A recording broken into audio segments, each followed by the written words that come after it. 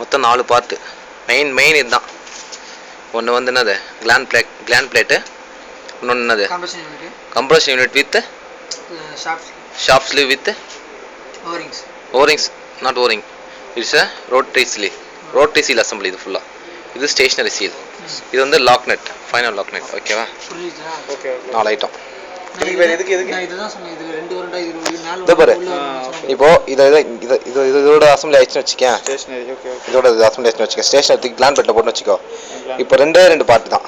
ஒன்று என்னது ஒரு ரோட்டரி யூனிட், ஒரு ரோட்டரி யூனிட் வச்சா இது வந்து ஃபுல்லாக ரோட்டரி யூனிட். இதில் என்னென்ன இருக்குன்னா கம்ப்ரஷன் யூனிட் ஒன்று இருக்குது, அதே வந்து ரோட்டரி சீல் இருக்குது, ஸ்லீவ் இருக்குது. ரெக்கார்ட் பண்ணிட்டு ஒன்று பேச இருக்கா.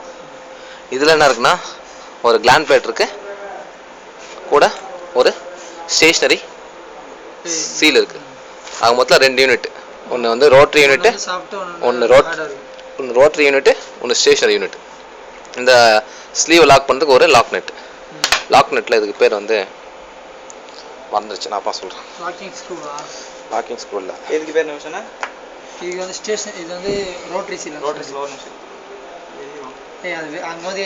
அதான் விடுறா. இதுக்குள்ளே நான் சீல், இங்கே ஒரு சீல் இருக்குது, இங்கே ஒரு சீலு உள்ளே பார்த்தீங்கன்னா தெரியும் ஓரிங்க. ஓகேவா?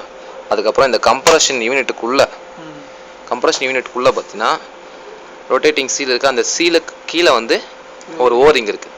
அந்த ஓரிங்க்கு கீழே வந்து ரீட்டைனர் பிளேட், அது கீழே ஒரு மல்டி கால்ஸ்பிங் ஆர்சிங் இருக்குது. சீலோட ஃபேஸில், ஆமாம், சீலோட இந்த ஃபேஸில் மேட்டிங் ஸ்பேட்டில் கை கூட படக்கூடாது. அந்த அளவுக்கு மைக்ரான் கணக்கில் வந்து லாப் ஆயிருக்கும். கார்பன்ல பட்டாலும் பண்ண வேண்டிய டங்ஸ்டன் கார்பனோ செர்லைட்டோ இந்த சாஃப்ட் மெட்டீரியல் படவே கூடாது. பட்டுனா அப்படியே சீல் எடுத்து வச்சுனாங்க, வேஸ்ட் தானே. ஓகேவா? இப்போ இந்த சீல் வந்து இந்த ஸ்னாப் ரிங் மூலிமா லாக் ஆகி நிற்குது. இந்த ஃபோல் யூனிட் வந்து நம்ம இந்த ஸ்லீவுக்குள்ளே அப்படியே இன்சர்ட் பண்ணியிருக்கோம். அப்படி இதில் பார்த்தீங்கன்னா அது கிளாண்ட் பிளேட்டு, அதுக்கப்புறம் ஸ்டேஷனரி சீல் யூனிட் எதுக்கு உள்ளே போடுறோம், அவ்வளோதான். இப்போ அது ரெண்டுத்தையும் இது இப்படி போட்டோன்னா ஓகே ஆகிடும்.